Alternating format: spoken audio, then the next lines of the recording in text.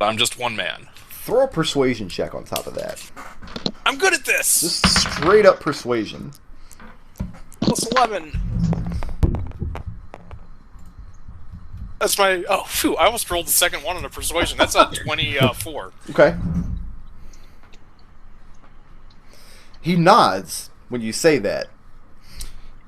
He says, yes, that is the king's will. If they could all be saved. And he regards you all again as a group and says, and so, having traveled all this way, what are you prepared to pay to make the impossible done?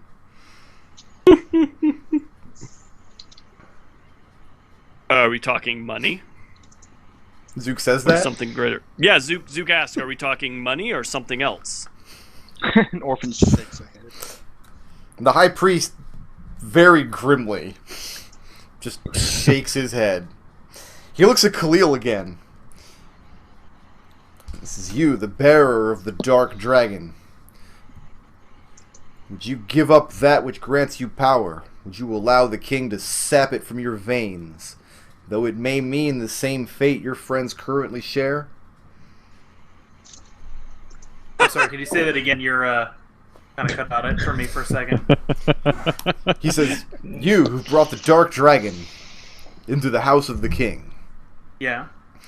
Would you pay the power that you wield, that which gives you your life? Would you allow this house to sap the darkness from your veins, though it may send you to the place your friends are currently? Would you trade your soul for theirs? In a heartbeat.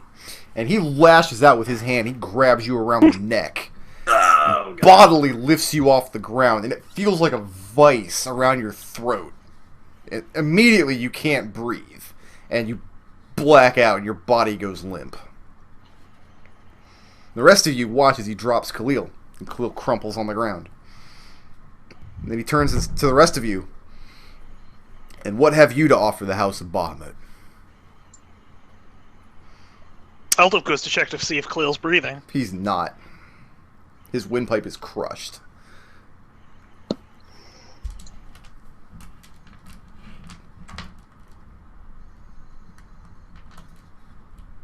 Orphan steps forward and said, if it would bring them back, I would offer my service. And what service do you offer?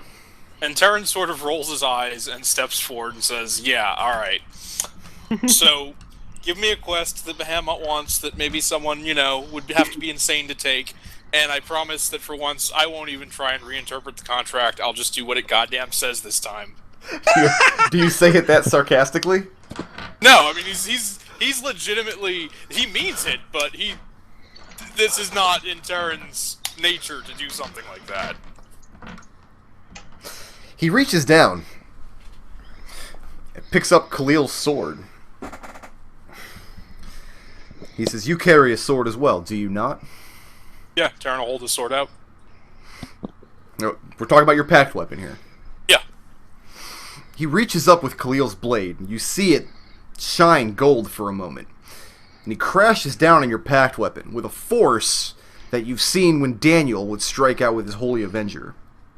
And your packed weapon shatters in half, clatters to the ground, and vanishes in smoke.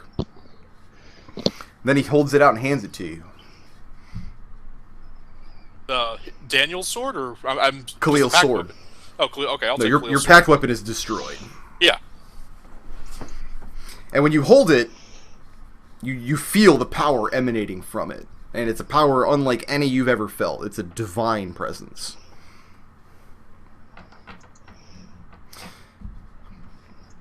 And he says, turning to the rest of you, thank you for making the journey this far. And he motions down to Khalil's body and says, take that back to your little house on your little world. And Orphan scoops it up. And then where do you all go? Zook is like, so what does that mean? You ask him? Yeah, Zook's gonna ask, like, what does that mean? And he holds up his hand and he says, it means the audience is over. What have you done to Khalil? What he asked. And our friends? And again he repeats, the audience is over. Orphan nods and bows. Thank you for your time. Does anybody not leave the House of Bahamut at this point? Nope, we're out. The dancing hut is outside the House of Bahamut, dancing a little jig.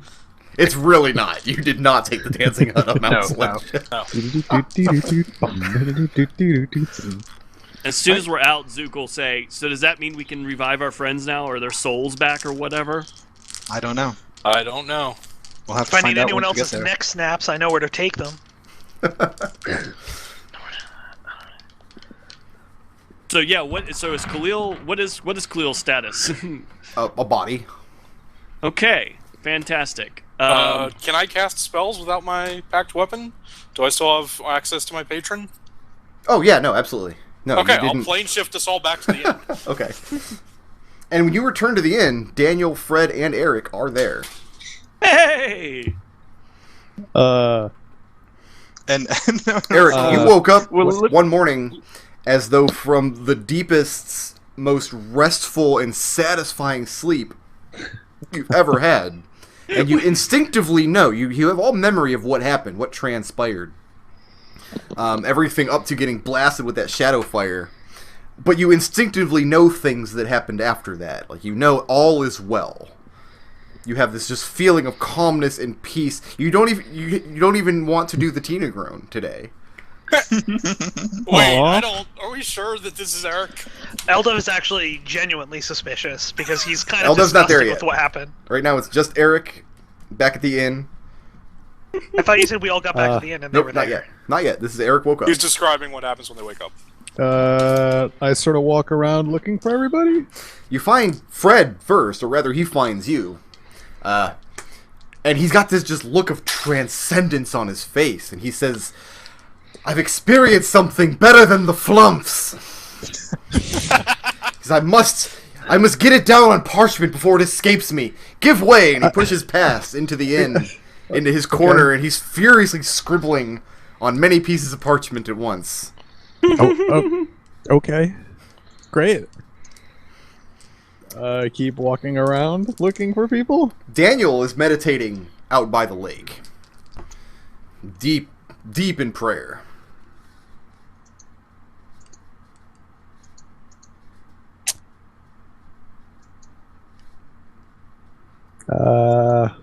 Yeah, alright. I go over to him saying, Daniel! And he looks at you, and he smiles broadly. You're alright. I'm alright. He says, our friends made a very perilous journey. Yeah. Okay. I sort of look around nervously. A little skeptical. You're not at all put off by this? And he shakes his head, and he's still smiling broadly. He says, all is well.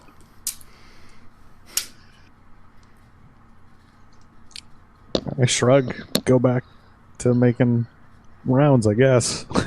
That evening, the rest of the company arrive back at the inn with Khalil's body in tow.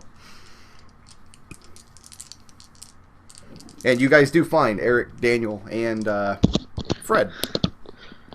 Hale How and does healthy. Daniel's aura feel? Very strong. Does it feel like normal? Well, I mean, you don't really feel his aura. But if you ask him about it, his connection to Bahamut's never been stronger. I thought we could sense the aura.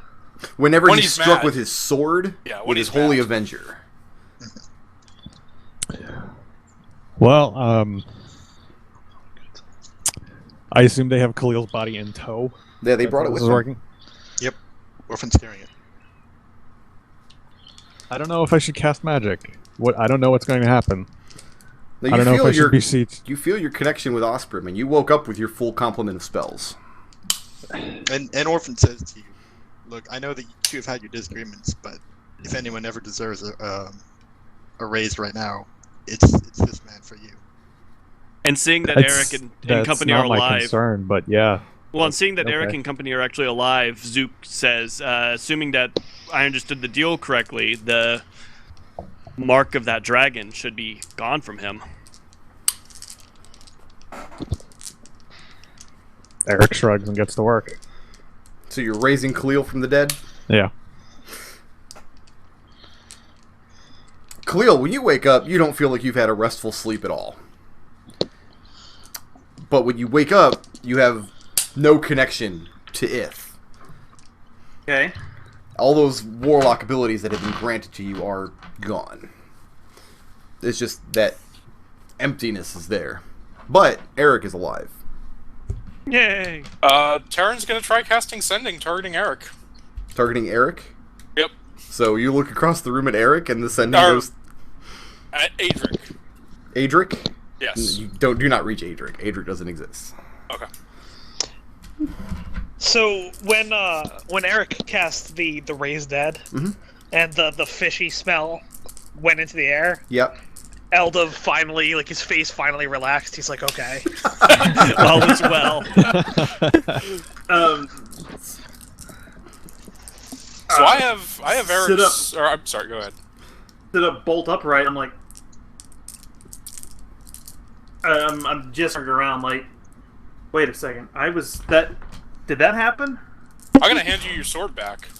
You were dead. We've all done it. Oh, and Khalil, you have this throbbing fucking pain in your head where there's this just chunk of metal that you're not attuned to. It's just sticking in your face. Oh God! Oh, Calm It emotions. Sucks Calm ass emotions. so much. Calm emotions. You'll be give me an eye fine. patch. Give me an eye patch. You gouge it out of your head. Give me an eye patch. I'm gonna run to the fridge real quick and grab a lemonade, and we will come back and do the epilogue, Okay. and then we'll put Yeah, I'm this gonna- campaign to bed. D-Fighter is my favorite companion. I'm gonna take 5 as well, just to... bathroom real quick.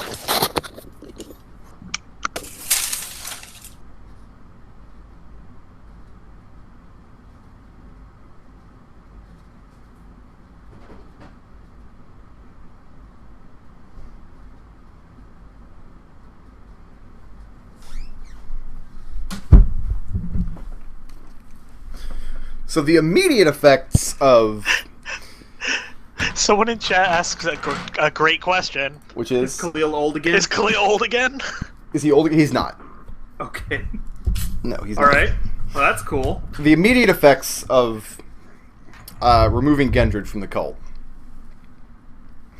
is Ashitiru is in touch within a couple of weeks. And without wishing to give a complete status report on the goings-on within the cult, he lets you know that he has been named the new heart, and things are proceeding very smoothly. Okay. So just for bookkeeping purposes, I just blow up my 3 warlock levels. Is They're- that what's happening They're now? just eradicated. Blowed up, blowed Not, up, it's, blowed the up. Khalil campaign's is now over. level What do you 14. care that? So you're a level 14 fighter now, basically. Yep. That's all you are. Yep. That's fine. I just blow. I just blowed up those levels on my character sheet, so it's funny. Tarin, do you have any intention on continuing your aid of the war in the Underdark? Okay, I'm back. Do you have any intention of continuing on with your aid of the Bald Kingdom in the Underdark? Well, so what exactly happened when my pack blade got shattered? What exactly happened? You Yeah. lost your access to your packed weapon, and you instead gained the enchanted longsword that Khalil once held. Before we can continue that, you need to answer, do you continue this crusade in the Underdark? Oh yeah, no, that was never even a question. I'm just like, Tarin can't actually use longswords. He got the proficiency from the packed blade feature. Oh, well, see, that's really too bad this isn't your packed blade, then.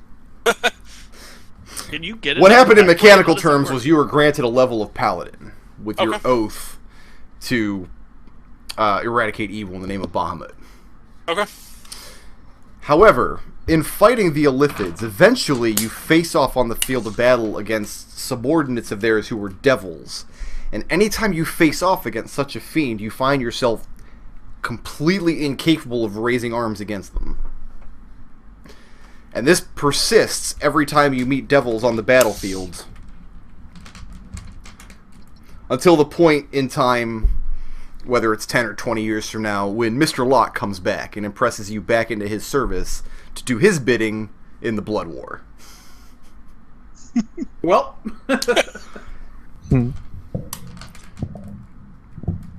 which is probably... Yeah, that sounds about right. your soul was spoken for, but then it was not spoken for so Locke was like, hey, this is mine now. That's how Tarin eventually ends. That's down the road a ways. Because unfortunately for Tarin, he didn't hold up his part of one of the bargains with Locke. He didn't bring back the hearts and eyes of the Horned Devils. But he still took the boon. Oh, the one that got disintegrated, really? Yeah, you didn't pay what you owe, bitch. Wow. So yeah, Locke gave you the boon, and in return for the boon, instead of taking the eyes and hearts, he essentially took you. So when Tarin's mortal life ends, he is impressed into an eternity of fighting in Destin Locke's army in the Blood War. But you have your Seems whole about mortal right. life ahead of you for now. You don't have to worry about that for a long time. So, what is... Although if you're going to come and destroy Tarin when that happens, right? I'm gonna tell Tarin about this. Well, we'll get to that. What is Orphan's epilogue? Orphan still has. She still never completed the quest that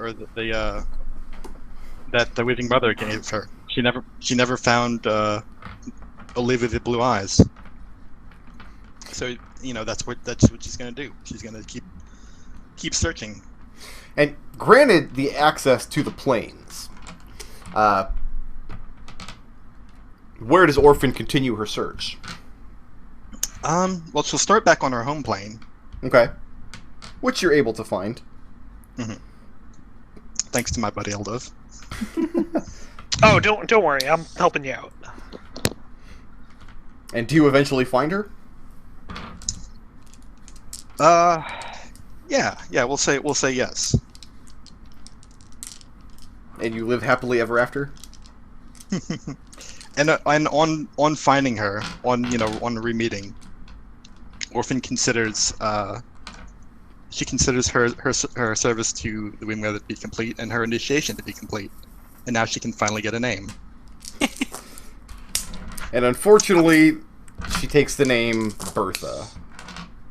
No, I'm gonna roll real quick if you let me. Gonna roll on the good old fantasy name generator? Nope, I wrote up special tables for this. Oh wow. Wait, you wrote Oh, your wow. own random name table? I did. I'll share the link with you if you want to see it. I do. I would love desperately to wanna share that see in it. the Twitch chat. Yeah, Okay. put that in the Twitch chat. Let me make Yeah, it Orphan's public. enter name screen pops up. At the very end of the game, I love it. I love Best it, yeah. RPG ever. Yeah. Who's making the Flumph like video game? Because that's where this is where that needs it to was- happen. Pokey Dude, maybe? Yeah, I can't Pokedude remember. was Yeah, putting it together. Pokedude, Okay, you do it. so How funny would it be if there was an RPG that gave you the enter name screen at the very end? Yeah, that's what we're laughing about. let's see here. I hope you get Weaving Weaver. Yeah. Yeah, That wouldn't would be be funny? great. That would be funny. All right. This is gonna be the So- first one. So, what I'm gonna do is roll a percentile dice and have that. I hope you become firm daughter. Rounding up or down? Always run down. Yeah, let's round I down. hope you get Gray Fox. Great fox. Right. Green is 10s. So this is gonna be 14. So the first word is. First name is Priceless. I thought that said princess for a second. Oh no, I thought you we're were having going it. down. It's You're right. Jade. No, You're yeah, it's having Jade. it? You're right. We're It's having it. So Jade. it's Jade something. And the second word. Again, green is 10s. So 52. 26. Jade Bowl. It's her new name. Jade Bull. So Orphan is now named Jade Bull. So yeah, I you like need Jade. to. Jade works on you. Oh wait, yeah, she does have the green hair. That's right. Yeah. Yeah, she has green hair and horns. So Yeah. I like it. That's a little There you on go. the nose. That's pretty Hey, good. I like it. if it's like on it. the nose, it's because it was destined to happen. Also, Orphan's never been much for nuance. By the way, was that all in character? Yeah. I think 100% of that was in character. Orphan making the table and everything. So what is Arik's epilogue? What does Arik do after he essentially saves the world? Short term, he's got to find his way back to what was the name of the place where they went to get us all back? Oh, they went to one of the high temples of Bahamut on Mount Celestia, Mount Celestian. also known as the Seven Heavens. Yeah, he's got to make his way to Mount Celestian, probably with Daniel, to express his gratitude. Daniel is not worthy of going, is what he says. But Arik has no problem at all traversing Mount Celestia. He is very comfortable and is able to travel wherever he wants to go. And the long-term goal of Arik is to basically, he feels he needs to make Daniel a not as righteous individual, to be a smart, holy individual. Well, I'm showing him how he can be pious and devoted while at the same time not being so gung-ho about death. And in return, maybe Daniel can teach him to be just a little bit of a better priest. A little bit of a better cleric. Can this be a buddy cop feature? I want this to be the Is next that where we're campaign. going? That's the buddy cop? I think so, yeah. Now, there's a scandal that breaks in Garreton. About 5 or 6 years down the road, when the High Priest of Garreton finally kicks off, and information comes to light that implicates him as a murderer from ages and ages ago, a member of an assassin's guild. There's no Assassin's Guild in And Garreton. faith in Osprey is shaken throughout the region. So what is Arik's response to that action? Well, obviously he has to go take care of that. Put that all to bed. Make sure that's all good. Whew. That's going to be a lot of work. Yes, it is. Ask your good buddy Zook to break into that church finally. And they do turn to you for help, being such a devout priest yourself, to do good works to return the church's good name. Well, we have to rebuild the church. We have to rebuild the name of Osprey around these parts. So we have to, one, admit what that priest had done, and be held responsible for all of the shit that he did. Mm-hmm. And two, we have to show that we are not. We have to show that we're not of that lineage, that we don't believe in the things that he just subscribed to, and that was all him. And that was not what Osprey represents, and it's not what this church represents. Now, So we Chat have to go out on asks- pilgrimages. Chad asks an interesting question here. Does Arik become the new high priest? I'd vote for him. No. Not an elected office. I'm not a member of the church. So, Zook will stuff the ballot box no. for you. what does Arik do it's as not- far as selecting a new high priest? Ooh. Arik is the only one that selects a new high priest. No, but you have the opportunity here to back someone and to put somebody in the office that you believe is fit. You got that trainee that you've been working with? I mean, you don't have to necessarily name anybody. It's just it's up to you to see it done. The question just is like, how much work do you put into it, or do you just write off that particular church and go about your business? No. We'll have to put work into that because it's all about rebuilding that church and that area in the name of Osprey. So he dedicates a fair amount of time to making sure that the actual leader, the next leader of that church, is actually the correct one. Okay. Now, while you're spending time in Garreton, spinning these political plates, Daniel is with you, and he spends his time in the wildernesses, essentially eradicating evil, putting your advice to work, tempering his fervor for slaughtering evil with a sense of self-preservation. And he makes the roads between Garreton and the northern lands that you're typically cut off from safer than they've been in a long time. And he finds great pride in this work. So you managed to accomplish both of your goals. Good. That makes me happy. What about Khalil? What is Khalil's epilogue? Khalil returns to Kiska and enters the exciting world of politics. You will do great. So what like specifically what kind of guild is Khalil looking to get involved in? Well, the Judges Guild. The Judges Guild? Yeah, to try and work on judicial reforms, like this whole nonsense that Kisko did. You know, situations like the one he was found in, like he found himself in. Mm-hmm. Yeah, like that shit needs to stop. And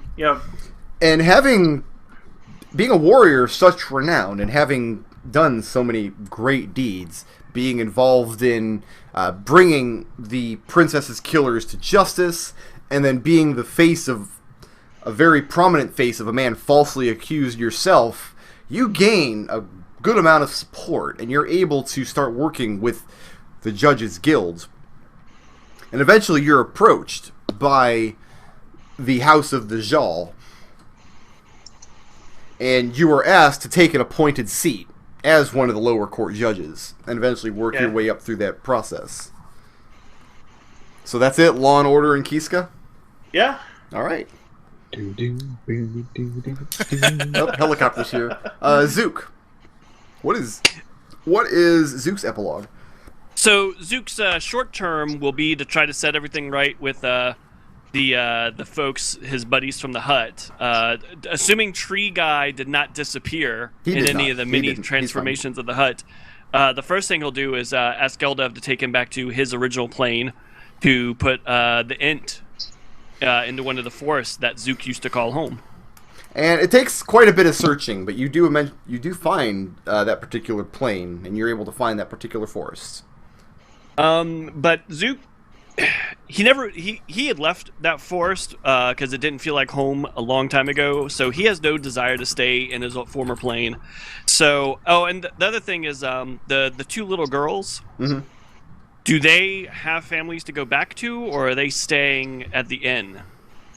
The one, Vasilia, with a lot of searching, and I mean probably a year or more, because she has very little information about her homeworld except just the names of little local villages and the fishing pond that she lived near.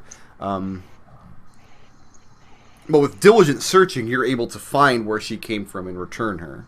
Mm-hmm. And she's overjoyed to be home. Her parents, of course, they're happy to have their little girl back, but there was the question of the vast amounts of wealth they were supposed to be paid for 2 years of service to Baba Yaga.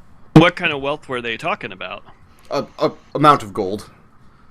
I mean, when you say vast, they were like poor dirt farmers, it sounded like. So, like, will 1,000 gold do it? You give them 1,000 gold? Yeah, sure. Zook gives them 1,000 gold worth of gems. Worth of gems? And it's not gold. They can't do anything with gems. All right, then I go to the bank somewhere and get 1,000 gold. Zook stomps in and he's like, "God damn it! Change this out for a roll of quarters, please." Basically. No, the 1,000 gold makes the transaction nice and smooth. Because I want to make sure she's treated well by her parents. She wanted to go home, it sounded like, so. You pay them to take their little girl back. Ilya, who is losing a lot of weight and is working under Fila at the inn, has no desire to go back. She is sliding into her new role at the inn. And that feeds into Zook's sort of long-term, is his wanderlust has been somewhat diminished by this adventure, so he figures he's going to split time between working at the duchy, keeping that up, protecting it as best he can, and then whenever Eldove comes, I imagine Eldove like swings by in the chicken-legged hut and says, "Hey Zook, want to go on an adventure?" And he says, "Yeah, sure." And he pops off with him for a little while. We'll get to that. So Yeah, the big question is, do you pay child support to the ranger you knocked up? I didn't knock her up. You had me roll for it. I totally didn't knock her up. Fine. But Totally in all be a serious- deadbeat. Part of the But in problem. all seriousness, I think Zook would maybe pursue a does she just want him to come around? Does he want to come to the thing? We don't have to get. Oh no! heavy If into you the express relationship. interest, she wants to nail your nuts to the floor and put you, make you her adoring, doting husband, and then have a whole slew of little gnomish babies. That's not going to happen, but she can totally come to the. Well, no, seriously, because Zook likes her, but he doesn't. He's still got the wanderlust. Let's so put it another she way: were- if that doesn't happen within like another year or two, she's gonna find some other gnomish to be her baby daddy. That's So- what she wants. She wants someone who will stay at that village. Oh yeah, absolutely. Then eventually they drift apart. Okay. Life goes on.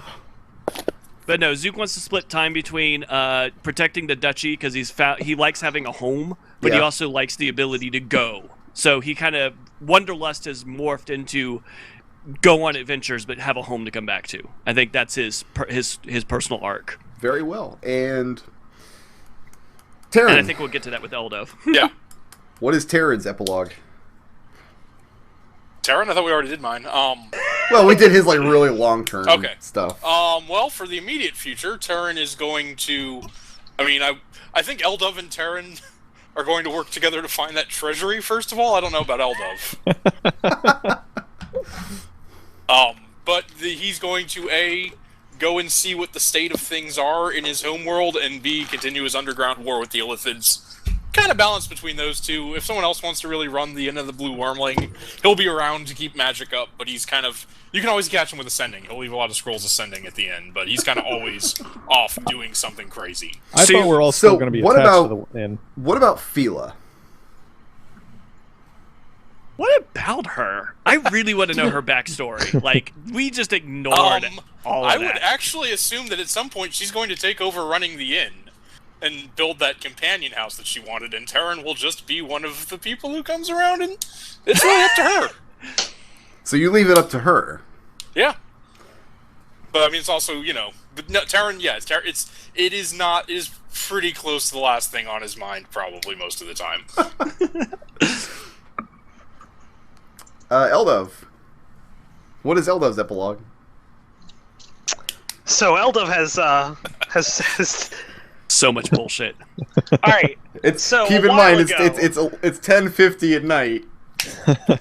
A while ago, I had Cube start looking into cataloging all the different potions in Baba Yaga's hut that she makes from the teas. Okay. The reason for that is one of those potions is a potion of immortality. It very isn't, because if it was, Baba Yaga wouldn't have needed to trap death. All right, I'm just going from what's in the module. So, okay, we'll skip that. That's not important anyway. That's not the fun part. The fun part is that Eldove's personality traits were that his family is just as noble as any other family at court, and that respect is due to him because of his ancestry, and that he will restore the fortunes of his family. And after seeing the inner nobility of the people that he's traveled with and what he's seen, he does the perfect Eldove thing and shoots way past those traits and develops whole new traits.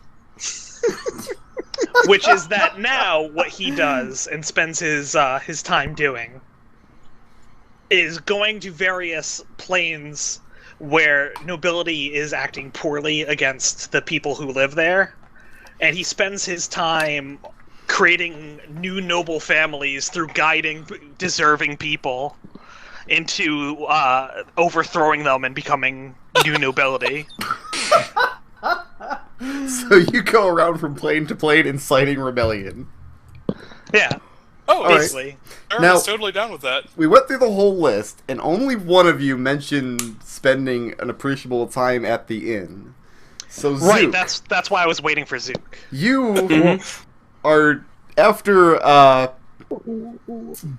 At one point, the inn becomes prosperous enough and well traveled enough that the local kingdoms take interests in the situation, in where it's situated.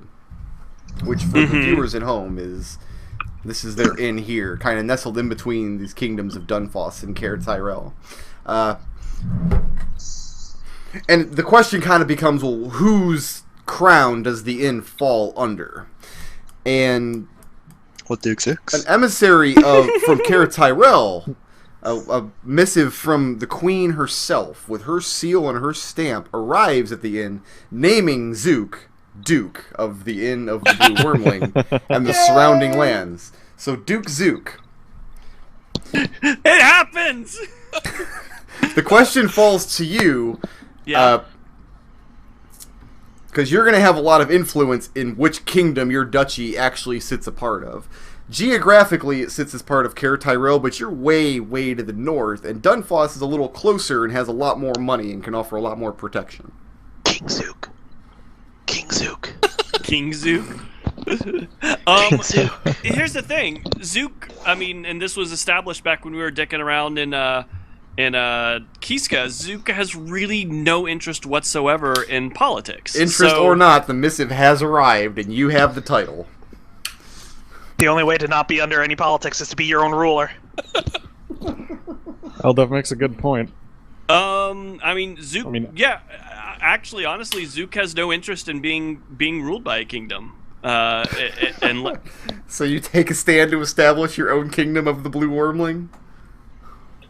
just not so much a kingdom as just a sort of an independence in city state. Like you're wanting to be a sovereign, basically. That sounds like too much work. That's King also Zook. not what Zook would do. Zook would do. We'll find So, you some advisors. As a result of We're Zook's his indecisiveness, advisors. war breaks out along the border. Are you fucking kidding me? Nope. Nope. So, and I mean, you have the wealth and resources at your disposal, the companions that you're able to call upon, to protect your lands and set up the borders, and you have your little tiny gnome-sized kingdom of Zook. So now instead of being the Duke, you are the king and have way more responsibility. That is entirely not what he wanted to happen. God damn it. Duke has his Banana Republic, everything is fine. I do have a banana still. Right, that's how you got this republic. So I imagine Eldove comes back from one of his harebrained adventures to check in on Zook one time and is like, "So what's happening?" He's like, "I think I kind of became a sovereign by accident." Oh no, this is 90% Eldove's fault. Eldove was egging you on. What did you think he was out doing? This is exactly the sort of thing he does. So, wait, I'm in the Underdark for 3 months, and you've already started an international war. Look, all I know is someone came here with a I'm piece already of paper. cleaning up one mess of Garden, and now I have to go clean up another one? All I know is they came back around here talking about you're part of our country, and I said, that sounds like work. I don't want to do that. And then they started fighting. Eldove arrives with a hut full of lamplighter sorcerers who wanted to be in actual battle. But over time, over the course of a couple of more years, you reach the point where you're able to be leader in name only and delegate those tasks out to those underlings that you trust. Oh, thank God. But yeah, your little tiny kingdom does have enough wealth and prestige and power to secure its own borders. Fantastic. And until at least we play the Game of Thrones campaign. Then we will revisit the Kingdom of the Blue Wormling. Yep. And that's it. That's all I got. That's Sad. the end. We're done. I'm Yay. sad. This was session number 36. I feel like Nice. we could do an entire session of me just asking you to go back through your notes to fill in details that we like either ignored or. I can do that if you... What? Fila's backstory was never written because you guys never pursued it. I never went for any Okay. further than she's a mysterious girl from who speaks a language nobody knows. She was a courtesan to some abusive sultan. That's it. That's all. That's as far as I got in developing her character. Nobody ever pursued it further than that. So. I was convinced at some point she was going to turn on us or something creepy was going to happen. I was just like, I don't know what's going on with her. No, that was her thing. She was a courtesan. Oh, I got a question, Yeah. actually, relative to this. Since you just made Zook a frickin' king, does the guild come calling? Oh, probably yes. I bet they do. That's really up to Zook. That ends however you want it to end. I got bad news for Zook, because that's leading into the other part of what Eldove does now. And like I said, as far as Zook is concerned, he doesn't really care that much about anything other than his own freedom, so he's not gonna let the guild take over him. So I see Tarin and Eldove, like, the first time Eldove, like, Tarin goes and he spends a few months in his home kingdom and sees everything go to shit, and he and Eldove get together, and this is probably the first time Eldove comes up with his plan to incite rebellion. I think that's how it would probably go down. When you tell him about the deal that you're under with Devin Locke, that was when Eldove comes up with the plan to make him and Tarin immortal. Because he can't come calling for your soul after you die if you never die. What happens is Tarin and Eldove and Zook, after years of searching, find the 4 million gold floating around the astral plane somewhere, and they use that wealth and resources to create an organization called the Patriots. I like it. I like it. What about you guys in chat? What other questions? Characters like Poem coming back. That was entirely contingent on whether or not she was needed. At the end of the story at Udok's village, there was really no reason to revisit a lot of those characters. Yeah. What about the compass? Would we have been able to actually get that working if we had focused on it? Oh yeah, absolutely. Okay. Yeah, I had a subplot kind of sketched out about that where this Yeah, in case we accidentally blew up the hut. Yeah, where this, Bad news, the hut is way better than the cultist. yeah, this bronze dragon would have found the jewel that was lost and had it in his treasure hoard, and you could have negotiated it for its return and used it to affix back onto the Adric's honor to use it to sail to other prime material worlds. That's totally a thing that could have.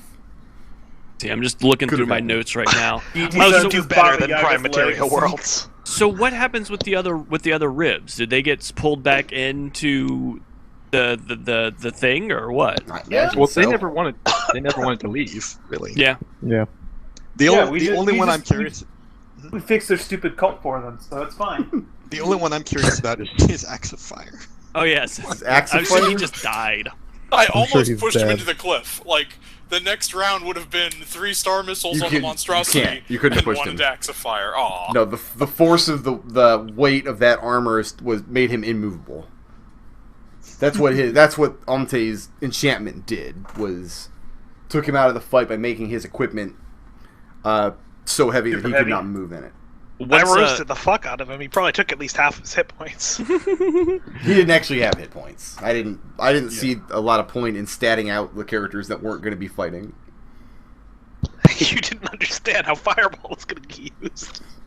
Would we have been if you had given us all of the ribs backstory and we had just said fuck it and went after it, we would have just been fighting all of them. You would have statted them all out. I would have statted basically. them all out and put them all in that room, and the chips And fall we where got they may. lit up. Oh, that's fun. Zook would probably have tried to hire Lady Irongloves onto his into his little kingdom at some point. He liked her. I don't imagine you'd have a lot of work for her though. She's a bounty hunter. Once Kingdom started attacking me, I would. Trying to see. Oh, my rangers from the town that all got killed by that thing. That was horrible. Yeah, no, they just died. I like those guys too. Everyone wants to Ben. know if the Adric's honor got renamed. Did it get renamed? No. Because You at mean that the point, Flumph? the Adric's honor had made a name for itself as a privateer at Dunfoss, and Balin saw no need to rename it. Fallen. At least Adric lives on in some way.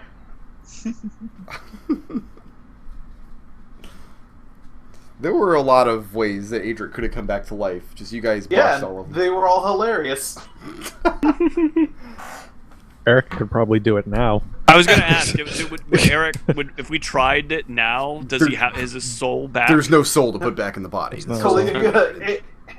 Adric's soul is gone. Yeah, every type of like resurrection and revival spell mentions calling the soul back to the body or whatever. But if there's no soul, there's nothing. The impression I got had done it. The impression I got was that Bahamut restored the people who we argued in favor of for. Right. No, that's exactly what I got to. I just didn't know. Did the giant ever figure out how to restore the other giants? Sure. That would have taken hundreds of years, though. So maybe the tail end of Zook's Well, keep in mind that because you guys didn't do anything with the compass and you traded it to Kephas, he would have traded it back for the jewel, and he would have probably built himself a plane-traveling airship. Awesome. So... The horrible headmaster of the School of Magic, he wasn't that horrible. What made him so horrible? Oh, yeah, what happened with, who was his patron? What happened with Nanise? Like, did she just, like, become terrible and corrupt? Grows up and becomes an evil warlock to whatever... Alright. Tanari patron... Not Tanari, it was an Ultraloth, was Kantar's patron. Ultraloth is the most powerful form of Yugoloth. The Tanari are chaotic evil fiends, called demons. The Beatisu are the lawful evil fiends. The Yugoloths are the neutral evil fiends. They're basically pure avarice and greed. And the most powerful of them are the Ultraloth. And he was the patron of Kantar and eventually Nanis. Nanis's brother, Amshun, never became much more of a wizard. He instead became a farmer on the plantation. He needed to become at least a slightly better wizard, because he made that plan to cast Teleportation Circle. Unless Eldove kept on it, though, that wouldn't have happened. Unless Eldove made an effort to make sure that happened. Slave farm update. We'll see how good of a farm he runs. Yeah. Well, Redemption was running the farm, and Redemption runs a better farm than his father did. So the slaves were treated a lot better, and eventually the farm goes to Amshun, and that's that. Because that place wasn't under any jurisdiction, and then that was absolutely one of the reasons why Eldove still 100% believes in the ability of the nobility. Cube Jam update. Hey Eldove, do you take Cube with you on your travels? Cube needs to train as an alchemist so that he can make me that tea of immortality.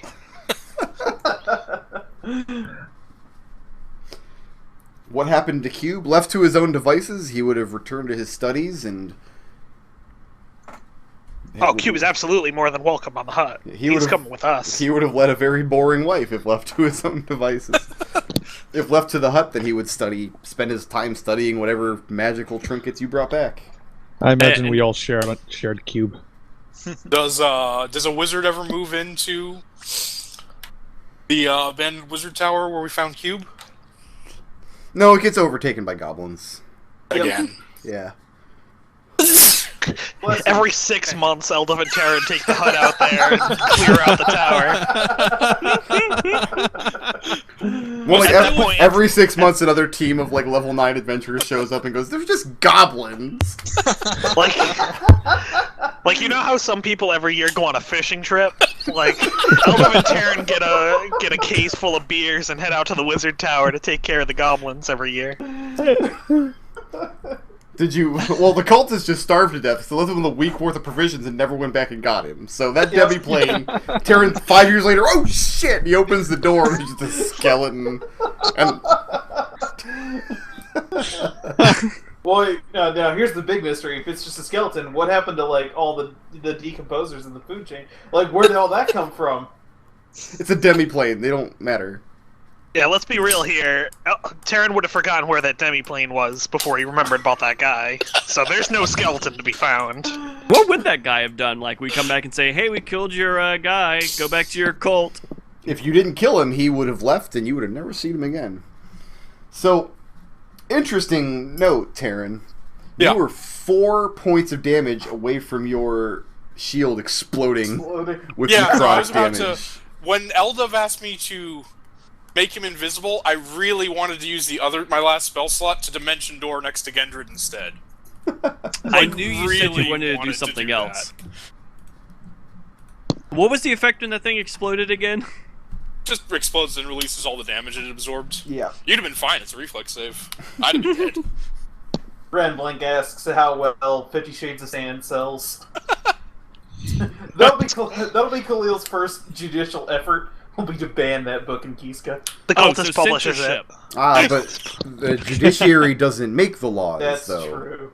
That's That's a different true. form of God government. damn, judicially legislating from the bench. I know, right? Goddamn lawful types. So, as far as plans, we're not going to stop gaming on Sundays. That would be ridiculous. We're going to keep playing D&D. This campaign has come to an end. I have a couple of one-shots that can get run. I know Nick is going to do some Apocalypse World for us at some point. So, through the month of October, probably, we're going to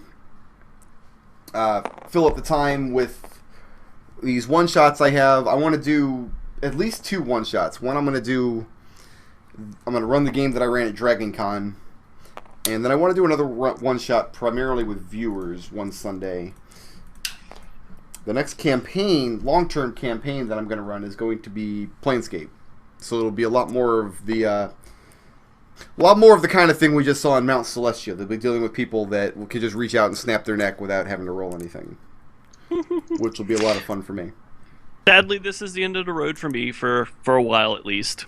I'm not going to be doing the future campaigns, but it was That's fun. fine, McClain. I am so glad you got here, and I'm glad you enjoyed your first taste Yeah. of D&D. Yeah. No, Like, Whoa, don't speak too fast. We don't know that he had any fun at all. Zook was a great character, and I loved having you around. Yeah. Aw, thanks, guys, and don't do anything horrible to Zook in your Planescape campaigns. You mean King Zook? Yeah, King Zook. Apparently.